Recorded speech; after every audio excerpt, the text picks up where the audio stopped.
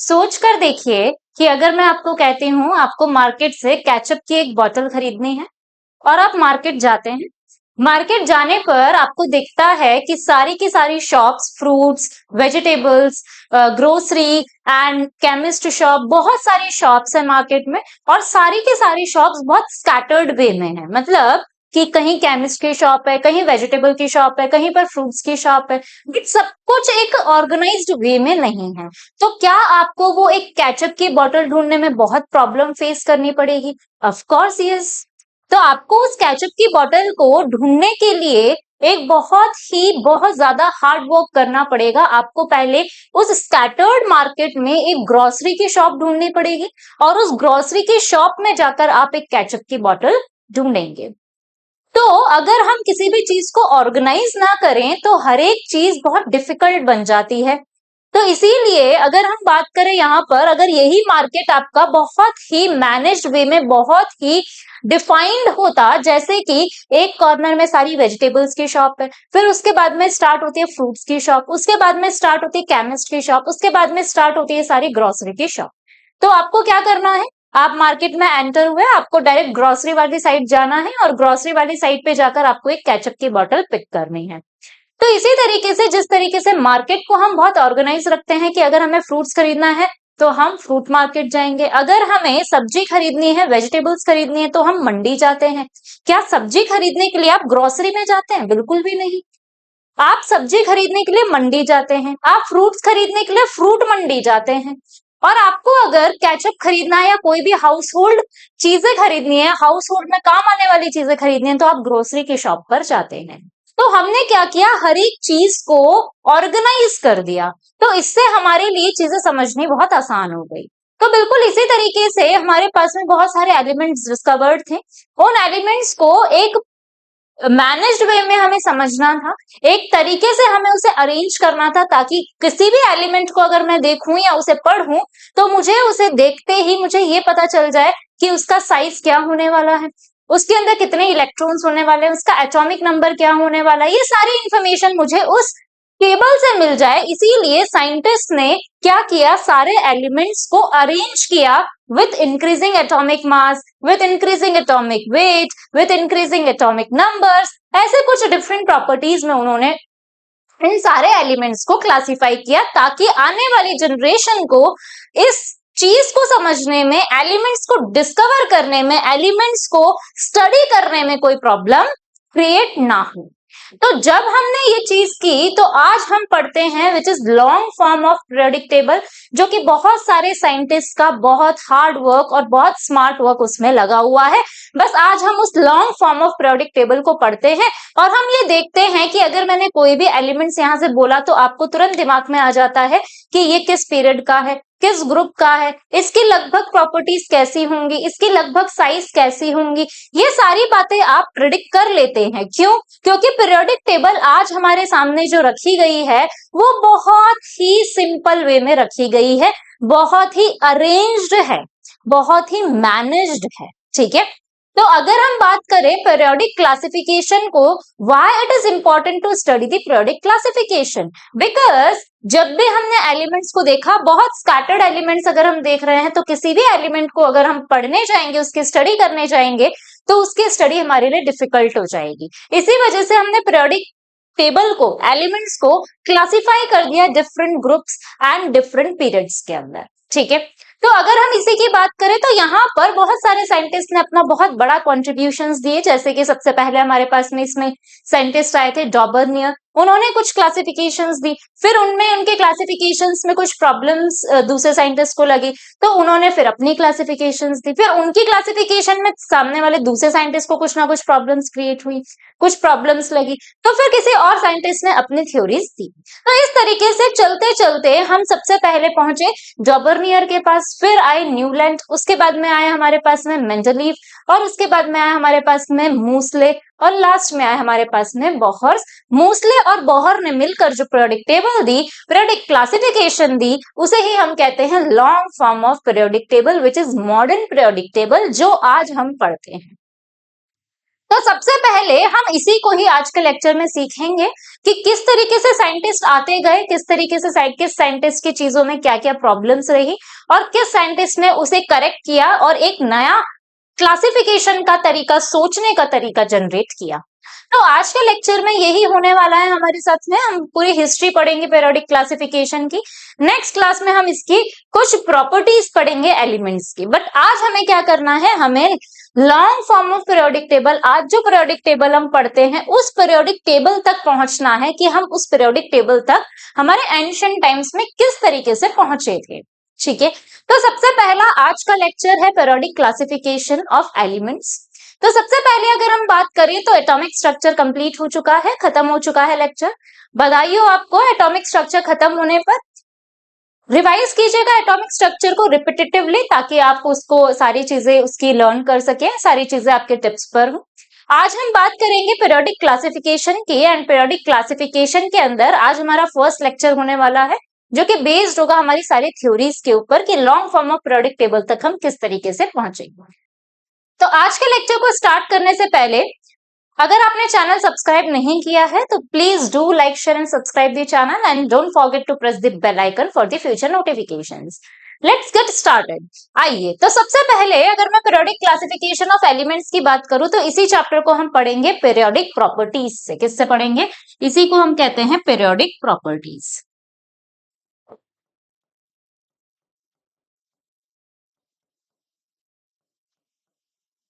ठीक है, अब मैंने कहा अगर मैं बात करूं यहाँ पर पीरियोडिक प्रॉपर्टीज की तो सबसे पहले मेरे पास में इस चैप्टर के अंदर हमें देखना है सबसे पहले साइंटिस्ट कौन आए। First scientist was the Dobereiner. कौन थे? डॉबरनियर आए सबसे पहले। और डॉबरनियर ने अपना ट्रेड दिया, डॉबरनियर्स ट्रेड्स। तो डॉबरनियर ट्रेड में उसने क्या बताया? डॉबरनियर ने बताया कि मैं एलिमेंट्स को कुछ इस तरीके से क्लासिफाई करता हूं कि उसमें एक ट्रेड के अंदर सिर्फ 3 एलिमेंट्स होंगे जिनकी प्रॉपर्टीज क्या होंगी? सिमिलर होगी। साथ ही साथ उन एलिमेंट्स में जो फर्स्ट एंड थर्ड एलिमेंट है उसका जो एटॉमिक मास है, अगर उसका एवरेज एटॉमिक मास निकाले हम तो उसका एवरेज एटॉमिक मास हमेशा अप्रोक्सीमेटली इक्वल आता है the atomic mass of the middle element. तो इसने डॉबरनियर ने क्या किया? उसने अपने कुछ ट्रेड्स दिए which is known as Dobereiner triads. उसने एलिमेंट्स को ग्रुप में क्या किया? क्लासिफाई किया, जिसके अंदर सिर्फ और सिर्फ कितने एलिमेंट्स थे? 3 एलिमेंट्स थे। तो हमने कहा कि सबसे पहले अगर हम बात करें डॉबरनियर ट्रेड की तो इसने क्या किया? He classify the elements into group of 3 elements which were known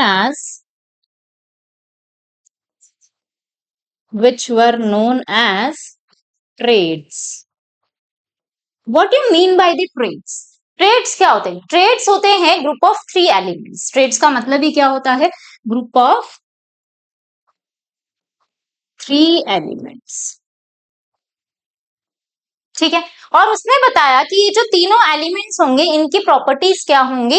approx same होगी, सिमिलर प्रॉपर्टीज होंगी। ठीक है, तो हमने कह दिया कि he classify the elements of similar property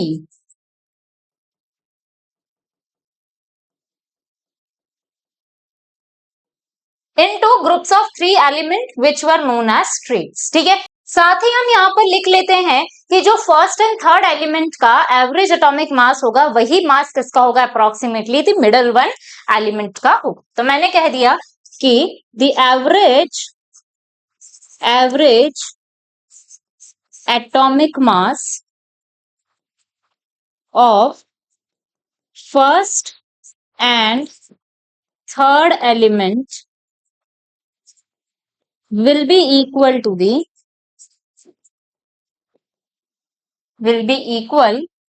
the atomic mass of middle element।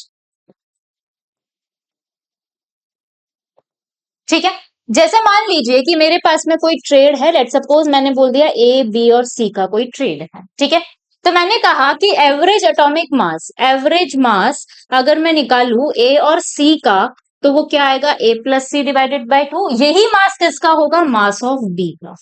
Clear है? तो ऐसे हमें इसने बताया कि अगर हम किसी भी एलिमेंट को जिनकी प्रॉपर्टी सिमिलर है उन्हें 3 के ग्रुप्स में डिवाइड कर दें, तो अगर हम यहाँ पर फर्स्ट और थर्ड का एवरेज एटॉमिक मास निकालेंगे तो वो हमेशा अप्रोक्सीमेटली किसके इक्वल आता है, atomic mass of the middle element के। ठीक है, तो अब हमने बताया कि इसने कुछ ट्रेड्स दिए, 3 से 4 ट्रेड्स इसने दिए, जैसे कि मान लो एग्जांपल है लिथियम, सोडियम, पोटेशियम का ट्रेड दिया इसने दिया बेरिलियम, मैग्नीशियम, कैल्शियम का, इसने दिया कैल्शियम, स्ट्रोंशियम, बेरियम का ट्रेड, और इसने क्लोरीन, ब्रोमीन एंड आयोडीन का भी ट्रेड दिया। ये 4 ट्रेड्स इसने दिए, बाकी ट्रेड्स इसने नहीं दिए, सिर्फ 4 ही ट्रेड्स दिए। तो अगर हम बात करें यहाँ पर लिथियम का एटॉमिक मास कितना, 7, पोटेशियम का कितना होता है 39, तो मैंने एवरेज निकाल दिया 7 प्लस 39 डिवाइडेड बाय 2 कितना आ गया, 9 और 7 कितने हो गए 16, 1 4 46 डिवाइडेड बाय 2 कितना आ गया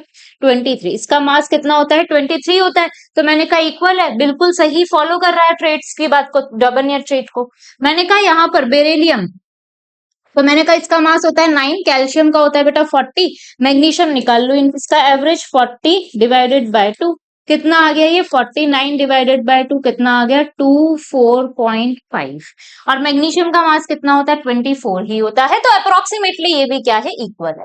यहाँ पर कैल्शियम का मास होता है 40, बेरियम का मास होता है 137, ठीक है, और स्ट्रोंशियम का होता है 88 होता है, कितना होता है स्ट्रोंशियम का 88 होता है, तो मैंने कह दिया एवरेज निकाला 40 प्लस 137 डिवाइडेड बाय 2 कितना आ गया 7, 4 5 6 7, 1 डिवाइडेड बाय 2 कितना आ गया ये 8, 16, 1 8.5, 88.5, तो ये भी कितना होता है 88 होता है, तो ये भी अप्रोक्सीमेटली क्या है, इक्वल है।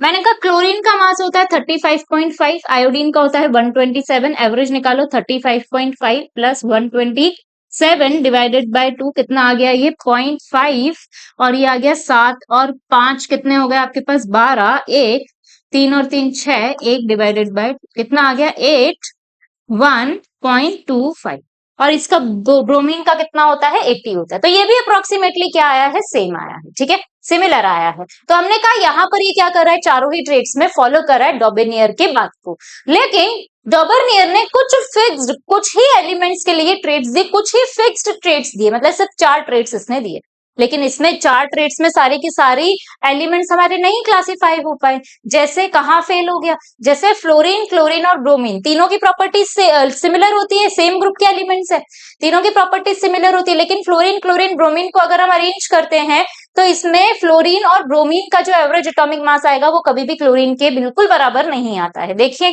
कैसे, मैंने कहा लिमिटेशन क्या हो गई, सबसे पहले very few elements are classified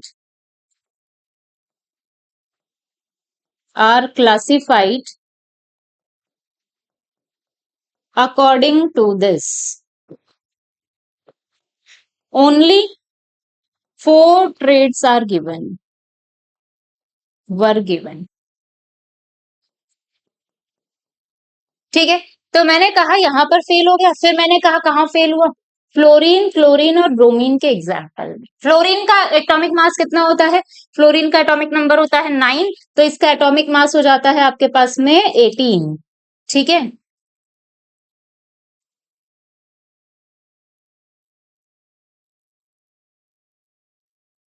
fail कहाँ होता है, फ्लोरीन, क्लोरीन और ब्रोमीन के केस में, ठीक है। फ्लोरीन एटॉमिक नंबर होता है इसका 9, तो इसका एटॉमिक मास हो जाता है 19, और ब्रोमीन का एटॉमिक मास तो अभी मैंने आपको बताया कितना था, ब्रोमीन का एटॉमिक मास 80 था, कितना था 80, एवरेज निकाले तो मैंने कहा 19 प्लस 80 डिवाइडेड बाय 2 कितना हो गया ये 9, 9 डिवाइडेड बाय 2 कितना आ गया यहाँ से 4, 1, ये आ गया 9, 18 और एक बचा 49.5, बट इसका मास तो कितना होता है 35.5।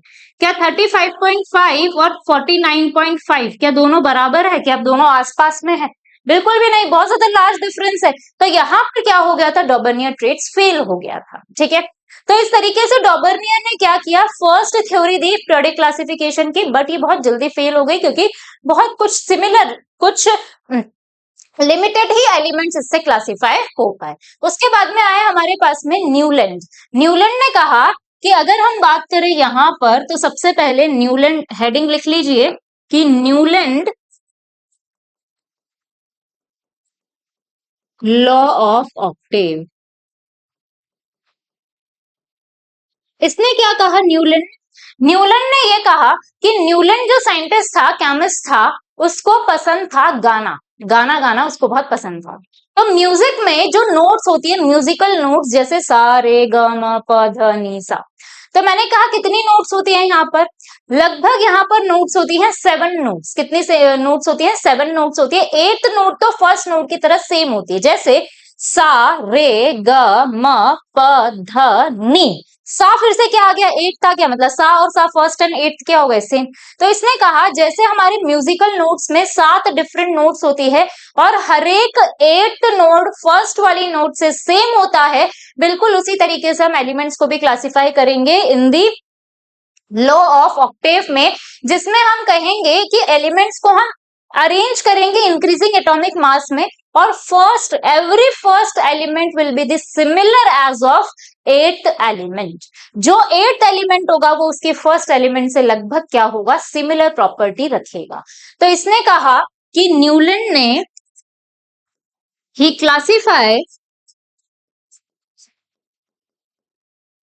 classify the elements according to the musical notes, in which every eighth element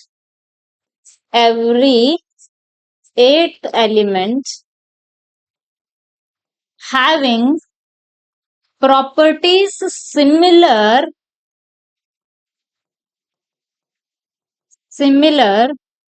as of first element, as of first element। तो मैंने कहा जैसे सा रे ग म प ध नि सा। सा फिर से क्या हो गया, सेम हो गया। तो मैंने कह दिया यहां पर इसने अरेंज कर दिया, जैसे lithium, beryllium, boron, carbon, nitrogen, oxygen, fluorine, sodium, magnesium, aluminium, silicon, phosphorus, sulphur, chlorine, potassium and calcium.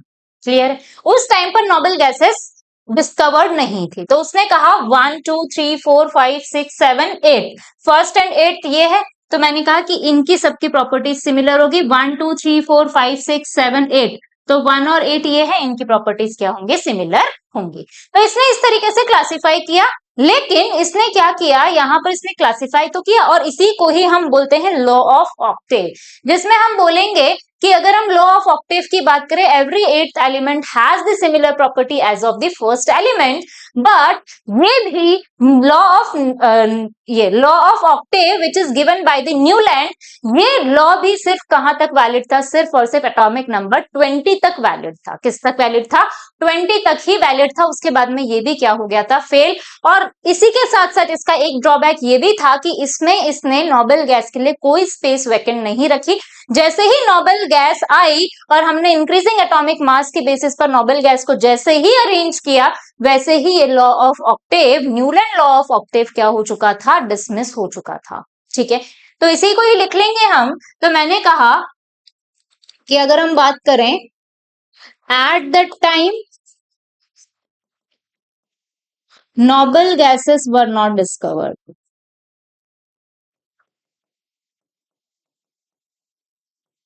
and after the discovery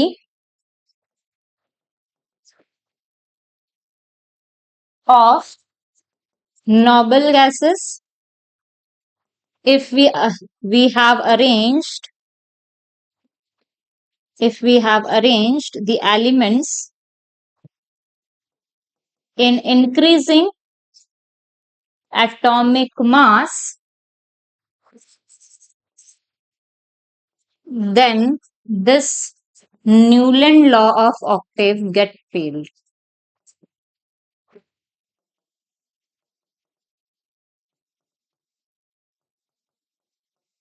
ठीक है, न्यूलैंड के बाद आया फिर हमारे पास में लोदरमेयर।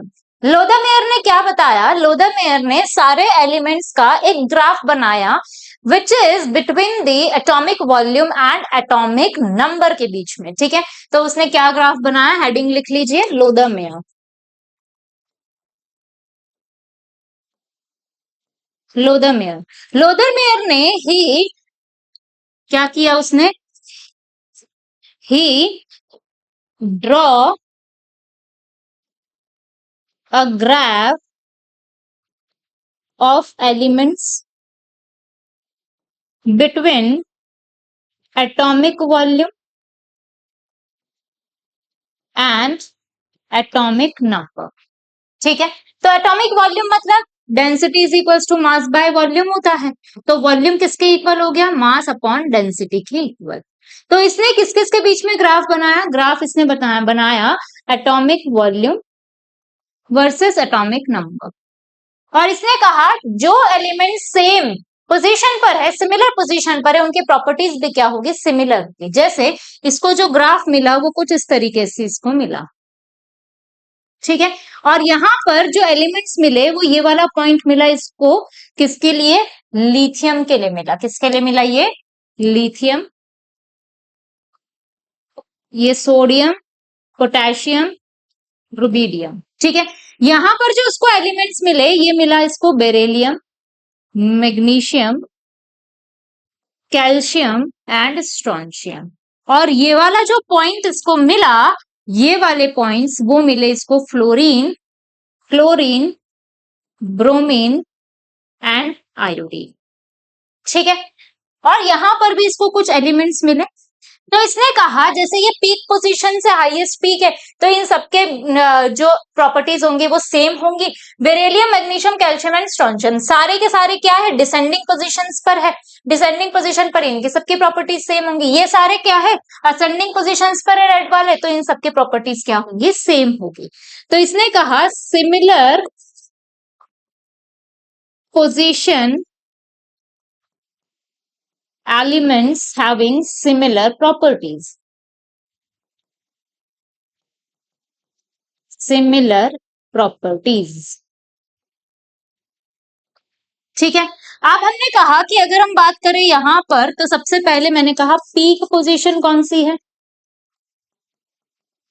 जिस पर क्या मिला हमें? Alkali metal. ये सब क्या होंगे? सेम होंगे। फिर उसके बाद में डिसेंडिंग पोजीशन कौन सी है? Alkaline earth metals.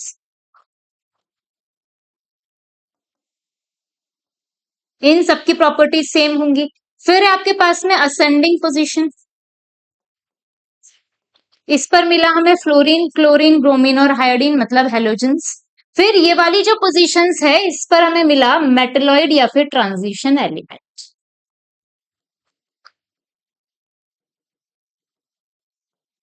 इनके प्रॉपर्टीज क्या होंगी? सिमिलर होंगी। बट प्रैक्टिकली हर एक एलिमेंट के लिए ये कर्व याद रखना बिल्कुल भी प्रैक्टिकली पॉसिबल नहीं है। इस वजह से ये क्या हो गया था? फेल हो गया था। लोदरमेयर के लिमिटेशंस में लिख लीजिए, it is practically not possible, it is practically not possible to remember the graph of all the elements so that Lodemeyer curve has been failed। ठीक है, और इसके बाद आए फिर हमारे पास में मेंडलीव। कौन आया हमारे पास में? मेंडलीव। हेडिंग लिख लीजिए, Mendeleev's periodic table. Mendeleev's periodic table. ठीक है, आइए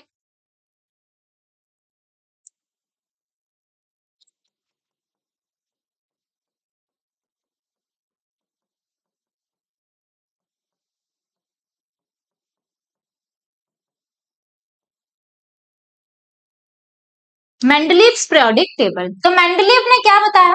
मेंडलीव ने सारे एलिमेंट्स को अरेंज किया किसमें? इंक्रीजिंग एटॉमिक मास में अरेंज किया, ठीक है। और इसने सारी की सारी प्रॉपर्टीज को फिर डिस्क्राइब किया। क्लियर इतनी सी बात। तो हमने कह दिया ही arranged all the elements in increasing atomic masses, ठीक है। और क्या करा इसने, इसने कुछ स्पेसेस वैकेंट रखी फॉर अनडिस्कवर्ड फ्यूचर में डिस्कवर्ड होने वाले एलिमेंट्स के लिए, and left some places blank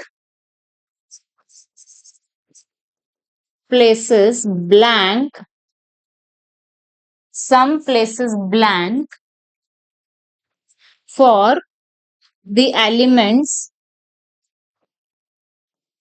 which were not discovered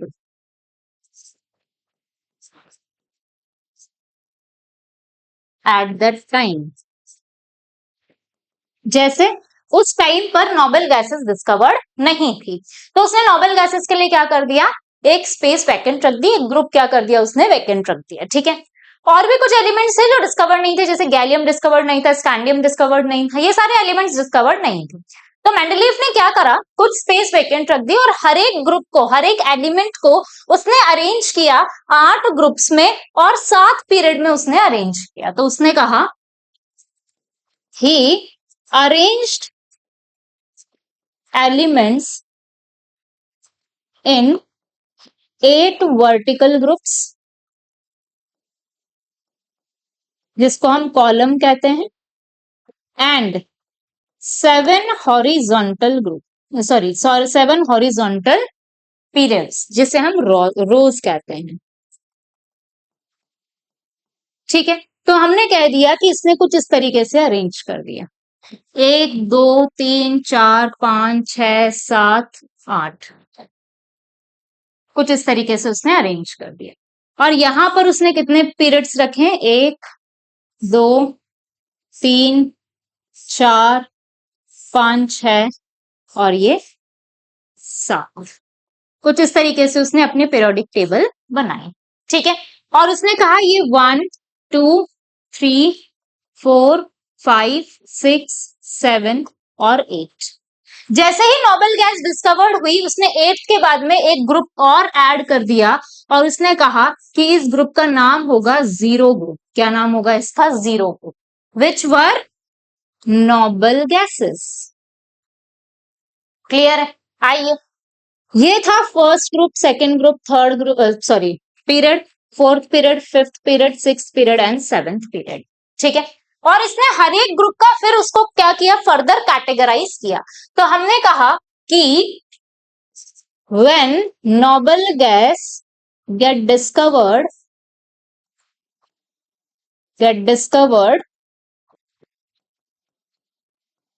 he arranged that gases in zeroth group,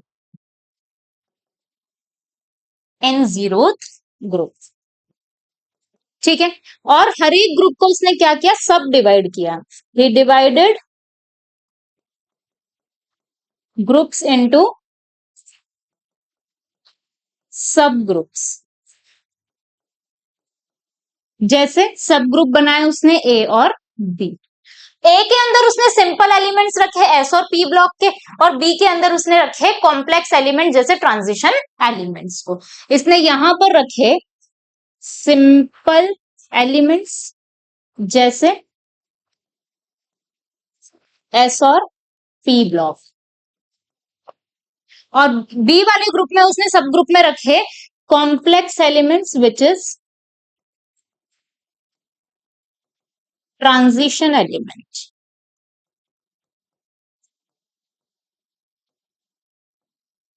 clear है इतनी सी बात।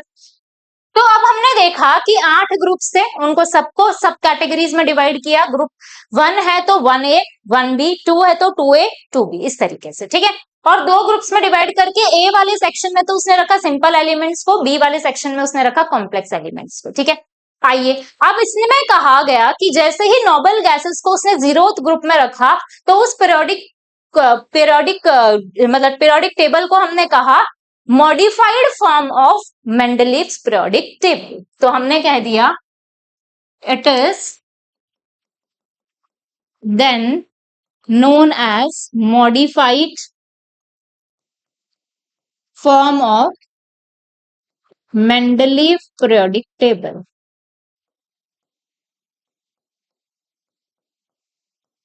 और मेंडलीव पीरियोडिक टेबल को हम कैसे लिखते हैं? MPT Mendeleev periodic table. ठीक है, आइए अब हमने कहा कि ये कुछ कैरेक्टरिस्टिक्स थी एमपीटीज की, ये कुछ बातें थी एमपीटीज की। अब हमने कहा कि एडवांटेजेस क्या थे? बहुत सारे एडवांटेजेस थे। जैसे कि एडवांटेजेस में ये था, सबसे पहला एडवांटेज तो कि जो डिस्कवर्ड भी नहीं था उसकी क्या प्रॉपर्टीज होने वाली है वो सारी की सारी मेंडलीव ने बता दी, और उसके लिए कुछ स्पेसेस उसने वैकेंट रख दी। जैसे एल्यूमिनियम के नीचे उसने इक्का एल्यूमिनियम कर एक स्पेस छोड़ी, जो स्पेस किसके लिए थी? गैलियम के लिए थी। जैसे बोरोन के नीचे उसने एक स्पेस छोड़ी विच इज इक्का बोरोन के नाम से, वो स्पेस किसकी थी? स्कैंडियम की थी। किसकी थी वो स्पेस? स्कैंडियम की थी। और उसने बता दिया कि फ्यूचर में ये जो एलिमेंट इक्का बोरोन डिस्कवर्ड होगा उसके लगभग लगभग प्रॉपर्टीज कैसी होंगी। कितना दिमागदार इंसान था, क्या दिमाग था उसके पास। ठीक है, तो आइए ऐसे कुछ एलिमेंट्स उसने देखे जो कि डिस्कवर भी नहीं हुए थे, उसकी प्रॉपर्टीज भी उसने क्या कर दी? पहले ही बता दी कि ये प्रॉपर्टीज उसकी अप्रोक्सीमेटली होने वाली है, और इस तरीके से हम उसको इस पर्टिकुलर पोजीशन पर रखेंगे। ठीक है, और उसके उस टाइम पर उसका नाम नहीं डिस्कवर्ड था तो उसने उसको नाम दे दिया इक्का बोरोन, इक्का एल्यूमिनियम, इक्का मैंगनीज, इस तरीके से उसने नाम दे दिया। ठीक है, आइए फिर और क्या एडवांटेजेस थे? और ये एडवांटेजेस थे उसके कि कुछ एलिमेंट्स जैसे बेरिलियम था, जब तक मेंडलीव नहीं आया था तो बेरिलियम का मास हम गलत पढ़ रहे थे, विच इज 13.5 पढ़ रहे थे, विच वॉज रॉन्ग। तो मेंडलीव आया, मेंडलीव ने उसको क्या कर दिया? करेक्ट कर दिया। आइए कुछ यही बातें हम देख लेते हैं क्या क्या है। Merits of empty, collective study of all the elements were made possible. पहली बार हम कलेक्टिव स्टडी कर पा रहे थे, किसके हेल्प से? एमपीटी की हेल्प से। तो very important point, elements with similar properties were placed in similar group and it was easy to predict and compare their properties।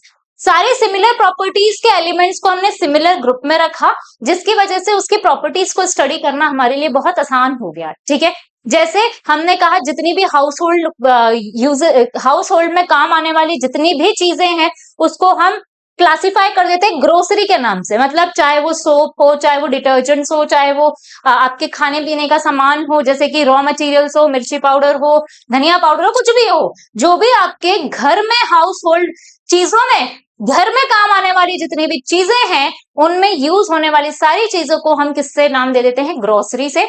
अब ग्रोसरी पर हम जाएंगे और हमें पता चल जाएगा ग्रोसरी पर क्या मिलता है ना। उस तरीके से इसने भी क्लासिफाई कर दिया सारे सिमिलर एलिमेंट्स को सिमिलर ग्रुप्स के अंदर, ताकि उनकी स्टडी क्या हो सके? आसान हो सके। ठीक है, आइए फिर हमने कहा कि he predicted the properties of some elements which were not discovered at that time and left some spaces in their periodic table। क्या किया उसने? कुछ स्पेसेस ब्लैंक रख दी जो डिस्कवर्ड भी नहीं थे, फ्यूचर में जो डिस्कवर होने वाले थे उन एलिमेंट्स के लिए उसने कुछ स्पेस क्या रख दी? वैकेंट रख दी, कि जो भी डिस्कवर्ड होगा उसको यहां पर रख देना, आपका टेबल एक दिन सही सलामत रहेगा। आइए फिर क्या हुआ, जैसे कि एल्यूमिनियम है, एल्यूमिनियम के नीचे इसने स्पेस रखी जिसका नाम था, जिसके अंदर आज हम पढ़ते हैं गैलियम को। किसको पढ़ते हैं हम? गैलियम को। उस टाइम पर उसे नाम नहीं पता था गैलियम होगा तो उसने नाम दे दिया उसको इक्का एल्यूमिनियम, और आज हम उसे पढ़ते हैं किसके नाम से? गैलियम के नाम से।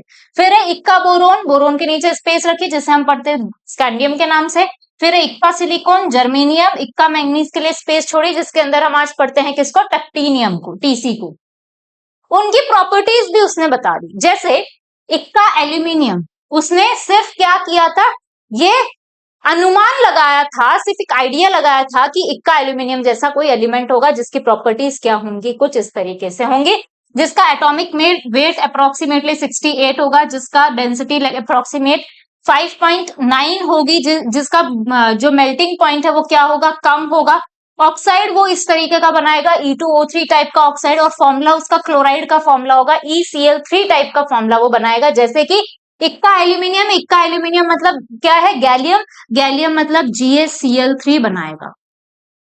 क्लियर है? आइए, जैसे इक्का सिलिकॉन, देखो अब प्रॉपर्टीज देखो कितनी सिमिलर है। गैलियम की सारी फाउंडेड प्रॉपर्टीज क्या, ये उसने प्रिडिक्ट की थी, ये उसकी एक्चुअल में मिली हमें। देखो क्या है, एटॉमिक मास 70, देखो approximately same, density approximately same, melting point, देखो आज ऑक्साइड हम गैलियम का पढ़ते हैं Ga2O3, ये भी E2O3, क्लोराइड इसका पढ़ते हैं GaCl3, देखो दोनों सेम है। ठीक है, फिर उसने इक्का सिलिकॉन के लिए भी प्रॉपर्टीज क्या की, स्टडी की, प्रिडिक्ट की, और हमें क्या मिली, उसने प्रिडिक्ट किया 72 इसका एटॉमिक मास, देखो अप्रोक्सीमेटली सेम। इसने इसका डेंसिटी देखा 5.5, मिला हमें 5.3। हाई इसका मेल्टिंग पॉइंट हाई था, देख लो हाई मिला हमें। EO2 टाइप का ऑक्साइड इसने बताया कि ये बनाएगा, देख लो GO2 टाइप का ऑक्साइड ये बनाता है। ECl4 टाइप का ये क्लोराइड बनाएगा, ये बनाता है GeCl4 का क्लोराइड। सेम है सब कुछ। ठीक है, कितना अच्छा मतलब उसने किया था क्लासिफिकेशन। ठीक है, फिर है मेंडलीव के पहले हमारे पास में बेरिलियम जो था उसका एटॉमिक मास और वैलेंसी हम गलत पढ़ते थे। एटॉमिक मास पढ़ते थे 13.5, वैलेंसी पढ़ते थे हम 3, तो जो कि दोनों ही बातें क्या है, गलत है। सही क्या है, तो मैंने कहा it was corrected by the Mendeleev, और मेंडलीव ने बताया कि हमेशा जो एटॉमिक वेट निकालोगे वो क्या होगा, n फैक्टर इनटू, या फिर बोल सकते हो आप वैलेंसी इनटू इक्विवेलेंट मास होगा, या फिर इक्विवेलेंट वेट होगा। क्लियर है? तो इसने कहा कि n फैक्टर इसका होता है 2 और इसका इक्विवेलेंट वेट होता है 4.5, तो इसका एटॉमिक मास कितना आएगा, 9 आएगा। कितना आएगा, 9, जो कि आज के डेट में हम पढ़ते हैं और जो कि करेक्ट वैल्यू है। ठीक है, आइए, some other elements are also corrected by the Mendeleev. कौन कौन से, जैसे यूरेनियम का एटॉमिक मास जिसका गलत पढ़ते थे हम, मेंडलीव ने करेक्ट किया इसको। एटॉमिक मास के रिस्पेक्ट में ही बात कर रहे हैं हम, एटॉमिक वेट के रिस्पेक्ट में।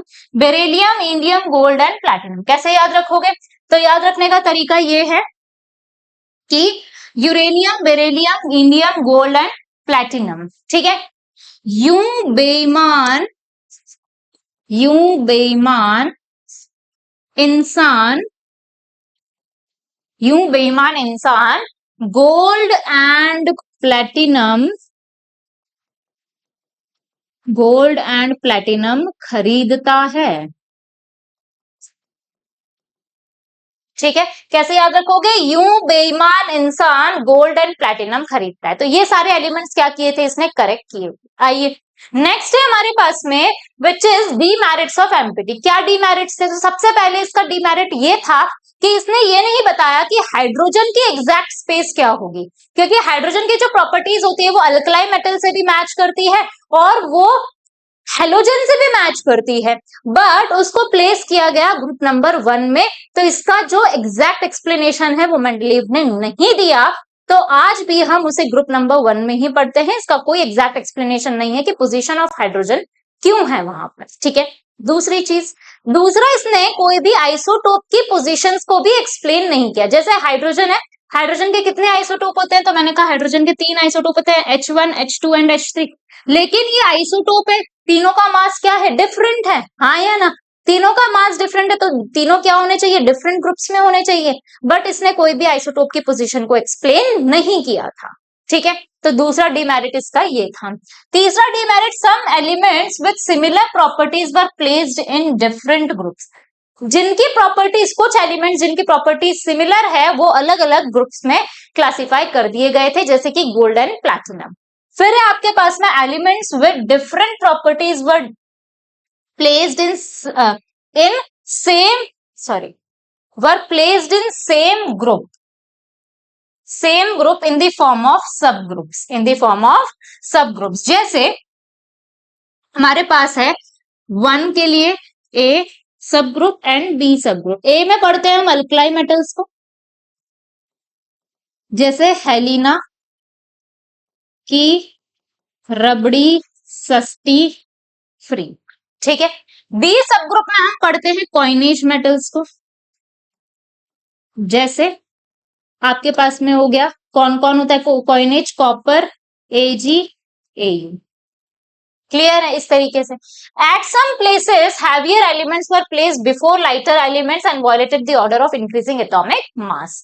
व्हाई, क्योंकि हमारे पास में इंक्रीजिंग एटॉमिक मास में हमने अरेंज किया था मेंडलीव के अकॉर्डिंग। लेकिन जैसे कि हम पढ़ते हैं, एग्जाम्पल है मेरे पास में कि हमारे पास आर्गन होता है और हमारे पास में क्या होता है, पोटेशियम होता है, आर्गन एंड पोटेशियम होता है, आर्गन एंड पोटेशियम। आर्गन का मास होता है 40, पोटेशियम का होता है 39। अब बताओ, पोटेशियम का तो एटॉमिक नंबर 19 है, बाद में अरेंज किया गया, जैसे कि उसका एटॉमिक मास कम है तो वो किससे पहले आना चाहिए था, आर्गन से पहले आना चाहिए था, बट आर्गन से क्या आ रहा है, बाद में आ रहा है। तो यहाँ पर ये क्या हो गया था, इन सारी बातों को ये एक्सप्लेन नहीं कर पाया था मेंडलीव पीरियोडिक टेबल। ठीक है, तो हमने कहा यहाँ पर मेंडलीव एमपीटी क्या हो चुका था, फेल हो चुका था। फिर मेंडलीव के बाद आते हैं हमारे पास में मूसले। कौन आते हैं, मूसले। तो मूसले की अगर हम बात करें तो हेडिंग लिख लीजिए, मूसले experiment.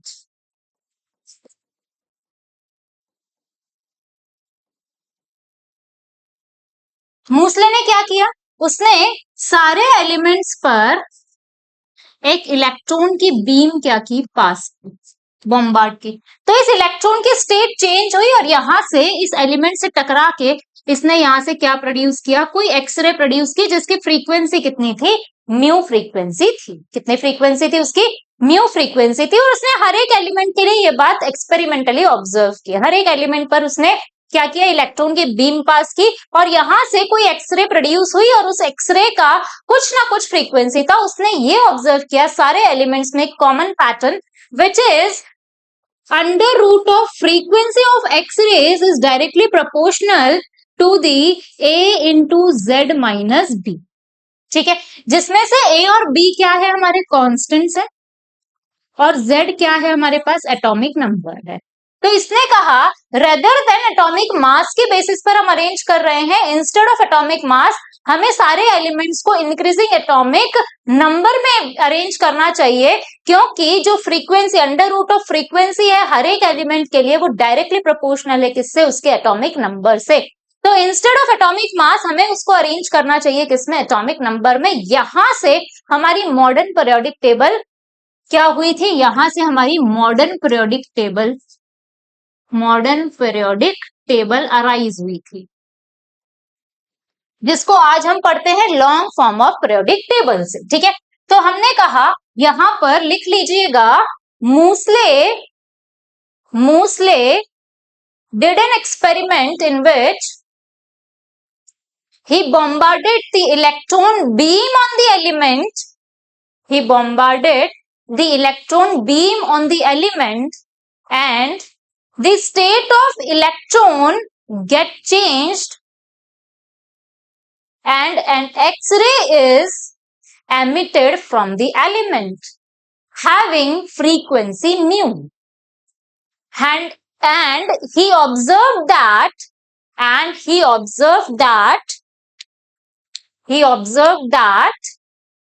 the under root of mu is directly proportional to the A into Z minus B, or it is directly proportional to the atomic weight. So he concluded that instead of atomic weight, we should arrange the element in increasing order of their atomic number. ठीक है, और इसी idea को Bohr ने accept किया, उस पर analyse किया और बोहर ने यहां पर सारे एलिमेंट्स को अरेंज किया इन इंक्रीजिंग एटॉमिक नंबर, और उसी से ही उसने अपना लॉ दिया, विच इज एसपीडीएफ लॉ। ठीक है, जिसको आज हमने क्वांटम नंबर्स में पढ़ा लास्ट चैप्टर के अंदर, एसपीडीएफ। तो उसने एसपीडीएफ का लॉ वहां से दे दिया और उसने कहा कि बोहर ने क्या बताया, वहां से मॉडर्न पीरियोडिक लॉ बताया। क्या बताया, मॉडर्न पीरियोडिक लॉ। तो ये भी बात लिख लीजिए कि Bohr analyzes the idea of Moseley and agreed with his idea and given the modern periodic law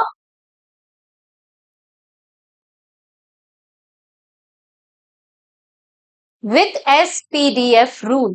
with S, P, D, F rule. अब मॉडर्न पीरियोडिक लॉ की डेफिनेशन लिख लीजिए. What is modern periodic law?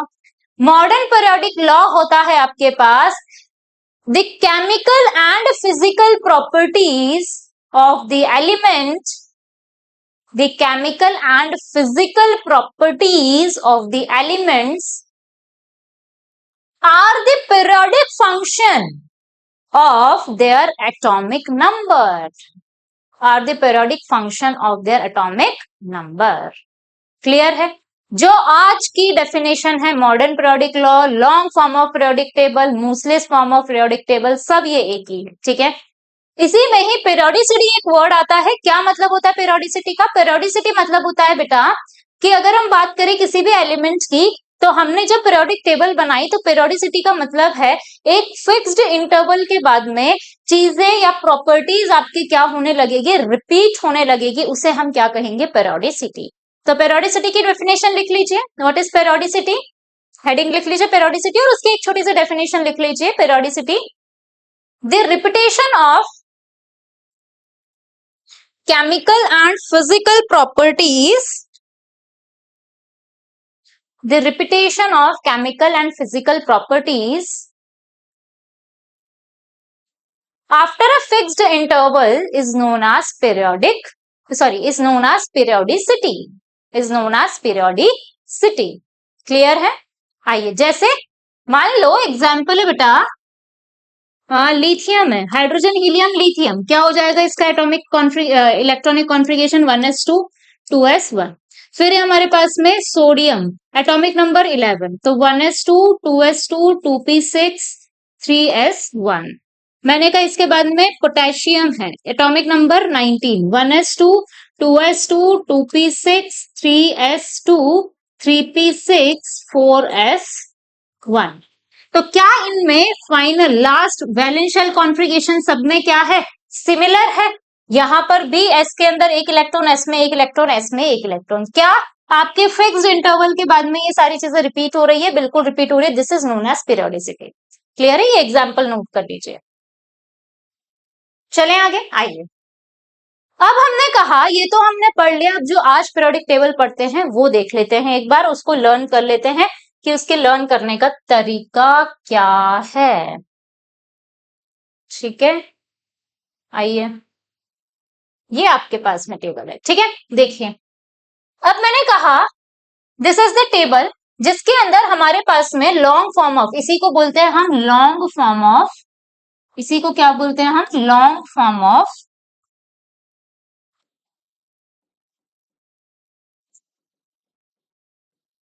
Periodic table. यही है हमारी modern periodic table. ठीक है. आइए, अब मैंने कहा कि अगर मैं यहां पर बात करूं तो सबसे पहले इसको अरेंज किया हमने. 18 ग्रुप्स थे इसके अंदर और 7 क्या थे? हमारे पीरियड्स थे. क्या थे? 7 पीरियड्स थे और 18 ग्रुप्स थे. ठीक है.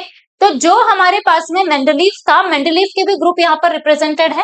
1A 2A 3A 4A 5A 6A 7A. और ये जो तीनों ग्रुप्स है 27 28 और 26 27 28, एटॉमिक नंबर 26 27 28 या फिर ग्रुप नंबर 8 9 और 10, सारे के सारे अरेंज थे किसमें? ग्रुप नंबर 8 के अंदर. 1B 2B 3B 4B 5B 6B 7B and 0th group. ठीक है. तो ये सारे ग्रुप्स किसके अरेंज है? ये रोमन में जो लिखे हुए हैं ये सारे मेंडलीव वाले, ये भी आपको ध्यान होने चाहिए. ठीक है. कुछ नहीं करना, यहाँ से 1 से शुरू करना है, 7 तक पहुंचना है. लास्ट के 3 8th में लास्ट के क्या कर देने हैं? 3 बराबर रख देने हैं, तीनों 8th में आएंगे. उसके बाद में क्या कर दोगे आप? फिर से बी लिखना शुरू कर दोगे. 1 से शुरू करके आपको बी लिखना है 7 तक. उसके बाद में लास्ट वाला बचा हुआ 0 है. ठीक है. ध्यान रखना है, यहाँ से नीट में क्वेश्चन आता है कि इस particular which of the following element is belonging to 7B ग्रुप, लेट सपोज. तो 7B कौन है? 7B ये है, तो यहां से अरेंज. ठीक है, ऐसे. फिर आपने कहा यहां से ग्रुप नंबर लिखना शुरू किया 1 2 से 18 तक. यहां से ग्रुप नंबर 1 पीरियड नंबर 1 से 7 तक आपने लिखना शुरू कर दिया. ये है आपके एलिमेंट्स. ठीक है. याद कैसे रखना है? तो सबसे पहले ग्रुप नंबर 1 ये रहा है, यहां पर हाइड्रोजन आता है. हेलिना की रबड़ी सस्ती फ्री। कैसे याद रखना है? हेलिना की रबड़ी सस्ती फ्री। लिख लीजिए कॉपी में, भूल जाएंगे आप, ठीक है। फिर है ग्रुप नंबर 2, बेटा मांगे कार स्कूटर बाप राजी। बेटा मांगे कार स्कूटर बाप राजी, ठीक है। हमारे टाइम पे तो बाप राजी नहीं हुआ करता था, बट आपके टाइम पे अब तो बाप राजी हो जाता है स्कूटर दिलाने के लिए। मुझे तो मेरे पापा जी ने कभी नहीं दिलाया, ठीक है। आइए, फिर है आपके पास सेकंड ईयर लगेगा एसी। पी जरा हाफ, वो नवाब था करोड़ मोल वाला, मन तक रहे फैरस। ये पूरी स्पेलिंग ही फैरस की है। कौन रहेगा आइलैंड, नहीं पढ़ोगे पिटोगे, नहीं पढ़े तो पिटोगे। Copper AgAu। जैसे जैसे प्राइस बढ़ रही है नीचे बढ़ते हुए जाना है। फिर है जिंक कैडमियम मरकरी, आपको ऐसे ही याद रखना है। फिर है बैंगन आलू गाजर इन थैला। काशी काशी गए शंकर प्रभु। काशी गए शंकर प्रभु। फिर है आपके पास नेपाल पंजाब ऑस्ट्रेलिया सब बिंदास। नेपाल पंजाब ऑस्ट्रेलिया सब बिंदास। उस से टीपो, उस से टीपो। Fluorine chlorine bromine iodine. Heena Neena और करीना, हीना नीना और करीना जेरोक्स, और ये रेडॉन याद रखना है आपको, ठीक है। आइए, आप इसे कैसे याद रखेंगे? तो हमने कहा यहां पर याद रखने का है रदरफोर्ड डूब गया सागर में, रदरफोर्ड डूब गया सागर में, भाई भाई हंस मत 10 रंगोली बना कोने में। क्या है? रदरफोर्ड डूब गया सागर में, भाई हंस मत 10 रंगोली बना कोने में। क्लियर है? आइए, इसे याद रखने का क्या तरीका है? ये लेंथेनाइड से, लेंथेनाइड यहां पर आएंगी, ये लेंथनम, यहां पर मैंने लिख लिया लेंथनम, ये आ गया मेरा एक्टिनम। याद कैसे रखेंगे? लेंथनम के सीने पर नदिया प्रेम की समाई, ईरा का गदगद तब दिल हुआ, इधर जब तुम यंग बेरी लाई। कैसे याद रखोगे? देखो, लेंथनम के सीने पर, सीने पर नदिया प्रेम की समाई, ईरा का गदगद तब दिल हुआ, इधर जब तुम यंग बेरी लाई। क्लियर है? ऐसे ही याद रखना है आपको, लिखते जानी है सारी ट्रिक्स। कैसे याद रखोगे एक्टिनाइड्स को? तो कैसे याद रखना है? Akshay thought Paresh understood Neptune pulling Amit cycle. ठीक है, नेपच्यून क्या कर रहा है? अमित की साइकिल को पुल कर रहा है। Neptune pulling Amit cycle, Barkley confirmed Einstein, Barkley ने आइंस्टीन को कंफर्म किया है that Farah made no learning. क्या कर रहा है कंफर्म? कि फरा ने कुछ नहीं सीखा। देखो, Akshay thought Paresh understood Neptune pulling Amit cycle, Barkley confirmed Einstein that Farah made no learning. Clear है? इस तरीके से आपको पूरी पीरियोडिक टेबल याद रखनी है। ठीक है, फटाफट देखो, ग्रुप नंबर 1 रिपीट कर रही हूँ, 1 से लेकर सब कुछ। ग्रुप नंबर 1 हेलिना की रबड़ी सस्ती फ्री, 2 बेटा मांगे कार स्कूटर बाप राजी, 3 सेकेंड ईयर लगेगा एसी, 4 टाइटेनियम टी जरा हाफ, उसके बाद में आपके पास में वेनेडियम वो नवाब था करोड़ मोल वाला, मन तक रहे फेरस, कौन रहेगा आयरलैंड, नहीं पढ़ोगे पिटोगे, copper AgAu zinc cadmium mercury. बैंगन आलू गाजर इन थैला, काशी गए शंकर प्रभु, नेपाल पंजाब ऑस्ट्रेलिया सब बिंदास, उससे टीपो, fluorine chlorine bromine iodine, Heena Neena और करीना की जेरोक्स, रिडॉन। फिर यहाँ पर रदरफोर्ड डूब गया सागर में, भाई हंस मत 10 रंगोली बना कोने में, लेंथनम के सीने पर नदिया प्रेम की समाई, ईरा का गदगद तब दिल हुआ, इधर तुम जब यंग बेरी लाई। Akshay thought Paresh understood Neptune pulling Amit cycle, Barclay confirmed Einstein that Farah made no learning. Clear है? इस तरीके से आपको याद रखना है।